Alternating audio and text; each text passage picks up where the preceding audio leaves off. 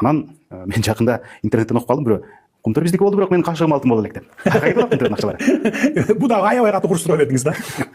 Кумтөрдөн эми жылына 1 миллиард алтындын 1 миллиард доллардын алтыны казылса, анын жарымы өзүнүн расходуна кетет. Эми бекер казылбайт деп жөн аспандан эле түшө калбайт. Жарымына жакыны, кээде жарымынан ашып кетет, эми алгандай ар кандай эмесине. Анан жарымы болсо таза киреше болот. Таза киреше түшөт да мындай.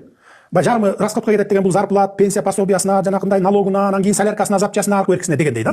А калганы таза киреше. Ал мамлекетке түшөт түптүз. 2 миллиард доллардан аштыр да таптаза кирешеси. Анан эми диктин үйлөр салынып атат, 2 миллиард эмес 3 миллиард долларга. Бул каякта акча деп атасыңар? Мына ушул алтындын акчалары.